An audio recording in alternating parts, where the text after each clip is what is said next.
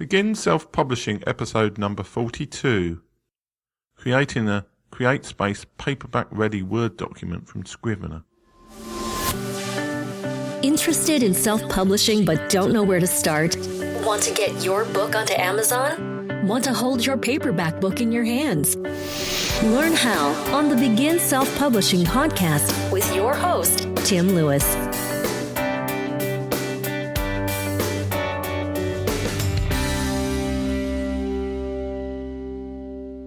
It's been a while since I've done any really technical shows on self-publishing. As I'm in the process of releasing my second Magpies and Magic book as a paperback book, I thought I'd spend the time trying to improve the way that I actually format my CreateSpace books and try and streamline the process. What I did with the previous book was I took the CreateSpace template file, literally cut and paste all the text from Scrivener into the template, and spent a lot of time fiddling around with the template to try and make it in the right format. It took me about half a day to do. So this time I thought I'd spend a bit more time and try and work out how to do it more properly from Scrivener. I've almost got to the point where I can actually create a print-ready PDF from Scrivener. But unfortunately I used the Windows version of Scrivener, which hasn't quite got all the features of the Mac version. But what I have got to is a stage where I can create a Word file from the Scrivener compile function that's got virtually all the features I need. With only a few tweaks at the end in Word, it becomes a print-ready Word document. It can be used to submit as an interior file on CreateSpace. As you may recall, if you want to release a book onto CreateSpace, you need two files. You need a cover PDF, which you probably want a designer to create, though there is a paperback cover creation tool in CreateSpace itself if you're not too bothered about the cover design. But there's also an interior PDF file. This show is about creating an interior PDF file from a Scrivener document. So if you don't use Scrivener, this may not be as relevant. You could of course try something like the Reedsy editing tool. I'm not sure it's really quite there yet. It's definitely improving.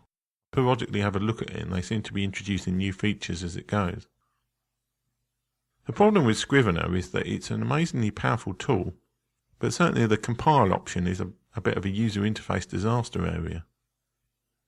There are so many options, and the things that you would think would be standard things that an author would want, quite hard to find, and lots of things that you don't really want are highly indicated on the Scrivener compile window. For those of you who haven't really used Scrivener much, compile settings are the things that you see when you click on the Advanced tab on the compile window in Scrivener. So you type in your document into Scrivener, and at the end you click compile, and it will generate a document based on what you've entered into Scrivener.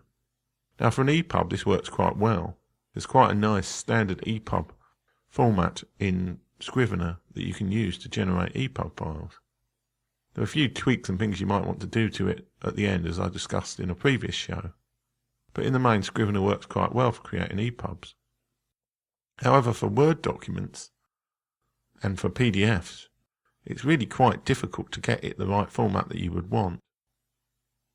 So in this show, I'm going to go through with you all of the steps that I took to create a Word document from Scrivener that's almost exactly the same as the CreateSpace templates, with only a few changes needed at the end. Even though the stages to actually create it the first time took quite a long time, once you've got this preset set up to create a Word paperback document, it makes it a lot easier to actually create from your Scrivener original document something that's like a Word document that can actually go for a paperback.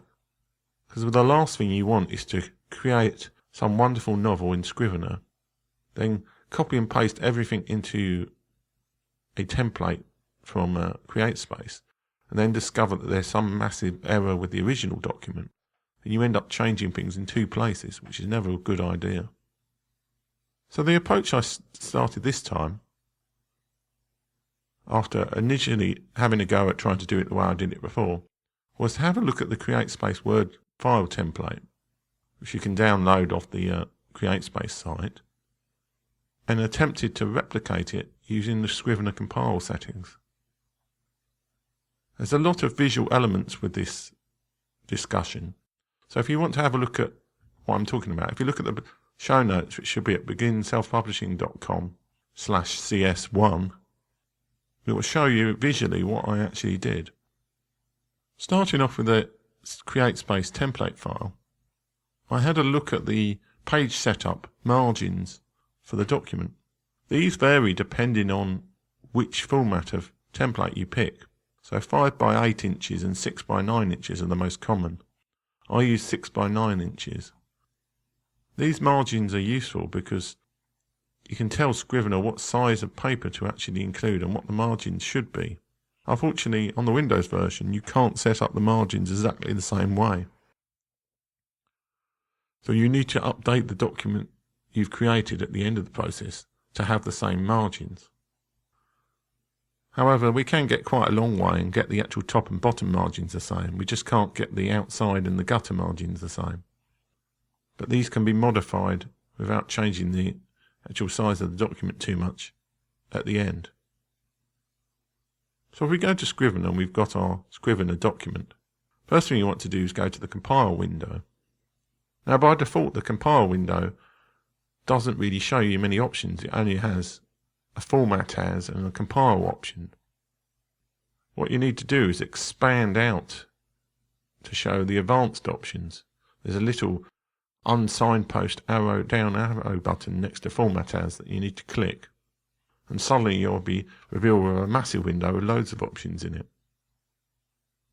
You firstly need to set the format as original, so it will remove any of the other artifacts or things that it's tried to shove in depending on whatever format you would have selected. It seems a lot easier to start with the blank original format rather than trying to remove the formatting of the other formats.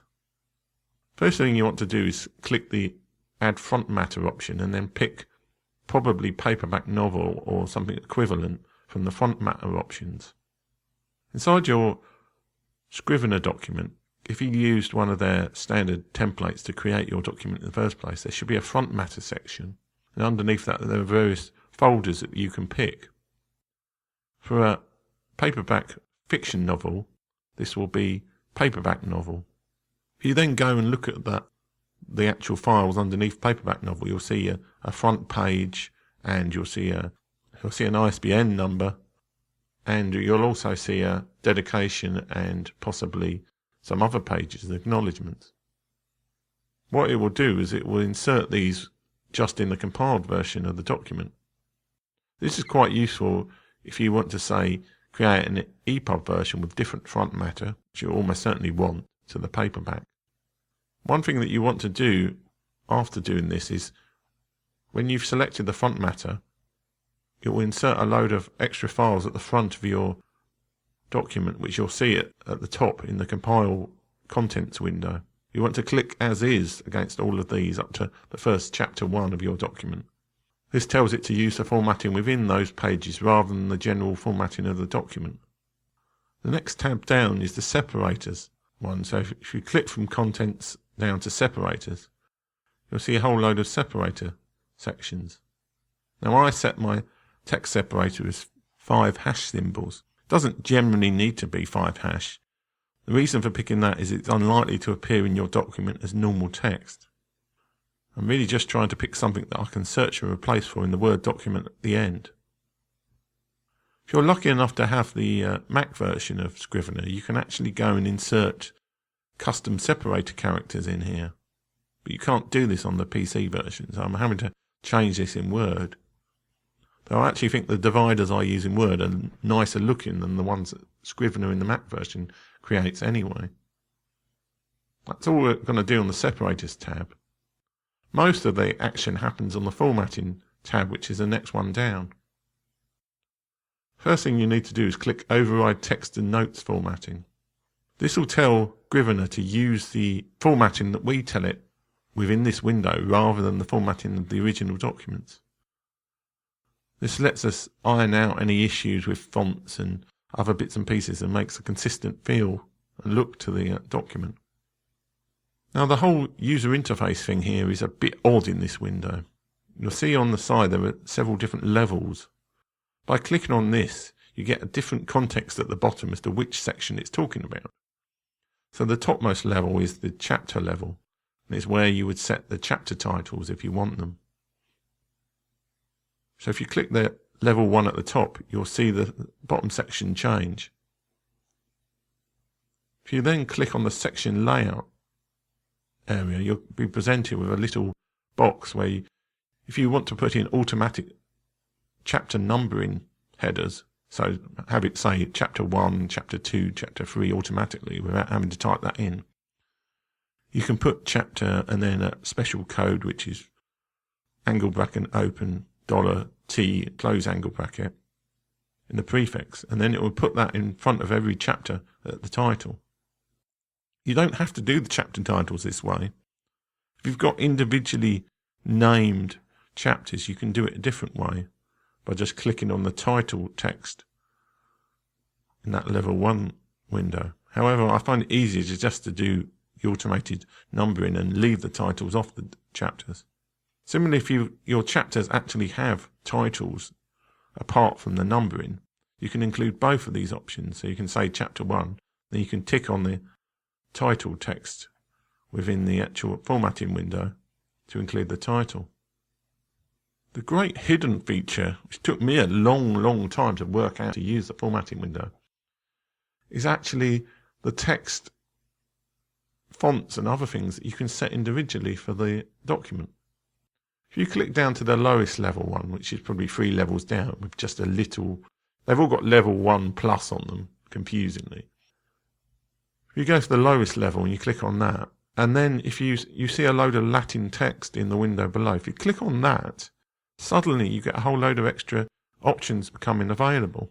Underneath the section layout button is a slightly greyed out blue A icon. If you click that, it allows you to actually change the font that is used throughout the document. Quite why they put such an important feature in such an obscure place, I don't know. I basically changed this to Garabond 11. I also changed the line spacing. So a few places along you'll see a little 1x or 1.5x drop down. And you can set this to 1.2 or 1.1, whatever line spacing you like. 1 is a bit tight in terms of spacing, and 1.5 is way too excessive. So 1.1 or 1.2, whatever takes your fancy in terms of visual design, you can change here and you just enter it in. It doesn't have to be an option in the actual window. So that's a rather complicated formatting window.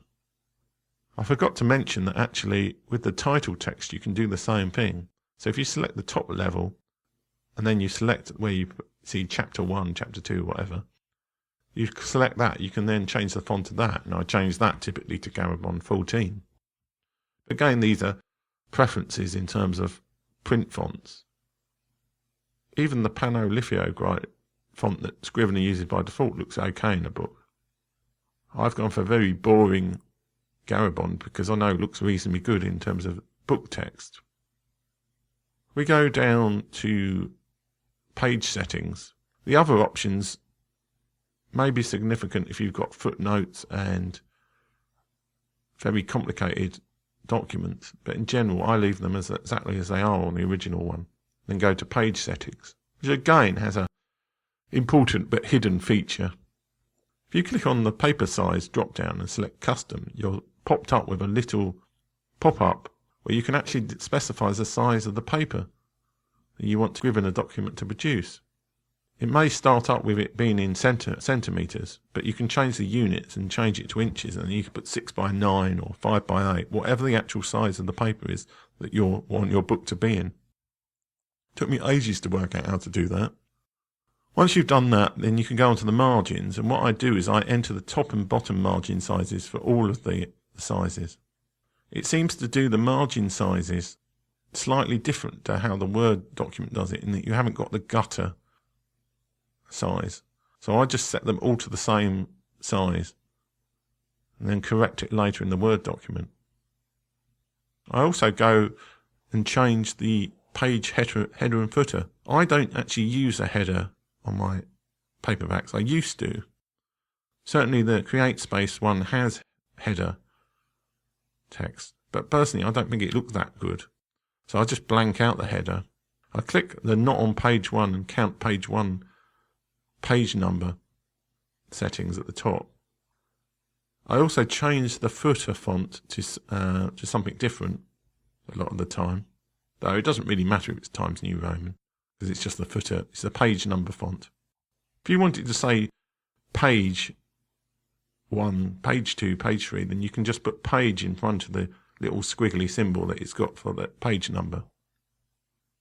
Now, one of the features that again is not available on the Windows version, but I believe is available on the Mac version of Scrivener, is that you can actually set up the page numbering to not include the front matter, or to put different page number in the front matter in the Mac version. However, this isn't a problem because it's fairly easy to do within Word, which I'll do later on. So once I've set all of that up, I then go to Save Preset, and I save all of this as a preset in Scrivener. I then compile the document and check to see that it actually looks vaguely like I'd expect. There are certain things like page numbering which I don't expect to be correct and I have to correct, and also the dividers are not right. The other thing is that the page sizes won't necessarily be totally correct in terms of margins, but in general the document should look fine. If it doesn't, then you might want to go back to the page settings in your compile and tweak them slightly and resave the preset. It took me quite a long time to get the presets anywhere near the right format. And hopefully I've not made any mistakes in transcribing what I did here. But if I do, and then I'll go back and change the document, I'll let you guys know that I've made a mistake later on. So if we now compile the Word document, we've seen that it's generated a Word file, but it's not quite there yet. We need to go to the page setup of this new generated Word document and change the settings to make them the same as what was the settings on the CreateSpace template that we looked at for the particular size of book that we were going for. So this always involved changing the right margin and also the gutter margin. It also typically involves changing the pages layout to mirror layout. Neither of these options seem to be available, at least on the Scrivener Windows version. The next thing I do is go to the document, and before the first chapter heading, I go and insert a section break. Now what this does is it tells Word that there's going to be a different set of page numbering from the section break. So in effect the front matter will now have different page numbers to the actual document itself. This is exactly what we want. Now depending on your viewpoint, and I prefer to have page numbers in a slightly different format for the front matter. I like the III page format. So I go into the front matter and I select format page numbers, and I change the format of the page number to be in the III format rather than 1, 2, 3. So this resolves the page number issue. So the next thing we need to do is sort out the separators. Now what I do here is I use a custom font that I downloaded from a site called Font Squirrel called Nymphet. This is one of these kind of like dingbat style fonts where it's got a whole series of different symbols. There's probably one that's built into either Mac or PC, but I discovered this Nymphet one and it's got a really nice divider symbol. You can quite easily import fonts into Windows 10 by just downloading the font and then dragging it into the fonts window within the setup of Windows 10. I don't think it's that much more complicated on the older Windows versions or on Mac. I've never tried importing a font into a Mac, but I'm sure it's possible. So I import the Nymphet font into my system, which I've done some time ago, so I don't need to do it again. And then I check in Word that I can actually see the Nymphet font. So if I type the letter T in the Nymphet font, I'll get a very nice divider symbol. What I can then do is if I open my document I've generated from Scrivener with the section breaks in it, is that I can then do a search and replace. And what people don't know, and in fact I didn't know you could do until very recently, is you can actually include a format with a search and replace. So I enter the 5 hashes into the find what part, And then I put replace with T, and there's a more option on Word which you can click. And within that is an option to specify a format. You have to be very careful with this window though, because it seems to quite happily jump between the format of the find what or the replace with. So you have to make sure you're within the replace with section when you click on the format option. There I select the Nymphet font and I select size 36. And it's always worth checking that you've actually put the format as font Nymphet underneath replace rather than the find what section.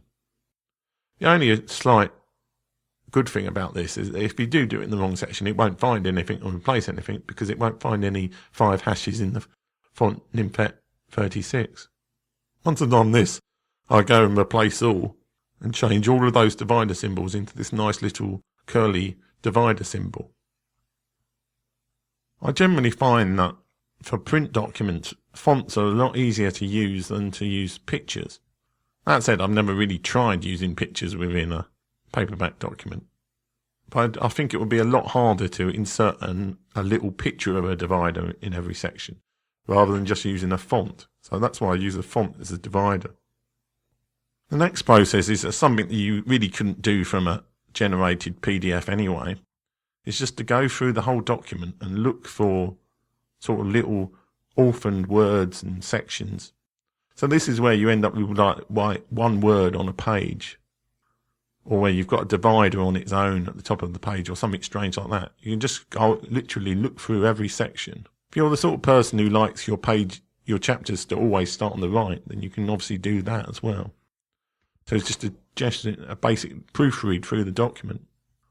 Once you're happy with the Word paperback interior file that you've created, you can go through to the final stage of actually creating the print-ready PDF. But there is one thing you need to do first. If you go to Word Options and you go Save, you need to click the Embed Fonts in File option. This is because we're using a custom font. You can leave the Do Not Embed System Fonts thing checked, and you definitely don't want to embed only characters used in the document. Once you've done that, you can then save it as a PDF. There's a Save as PDF option on the later versions of Word. Should note that actually Ingram Spark, I don't believe, accepts PDF generated from the Save As option on Word. It's not quite in the right format. However, you can just use a print driver to get around this. I'm going to try and work out how to do this and to take you through it in a later show, because I haven't yet released a book on Ingram Spark, but I'm going to do that for my new book and retrospectively for my previous book. So I'll let you know how that goes in a later show. So that's the process of going from a Scrivener document to an interior PDF that you can then submit to CreateSpace. I hope this has been helpful to you guys, and I'm sorry it's a little bit of a visual show that I'm trying to do on a podcast. If you want to see the notes of this, you can just go to my website and look at episode number 42 show notes. So that's beginselfpublishing.com. Thanks a lot, and I'll talk to you guys next week. Thanks for listening. If you enjoyed today's show, please stop by iTunes and rate and leave a review. This helps make the show more visible. For free resources, show notes, and other helpful content, join the community at beginselfpublishing.com.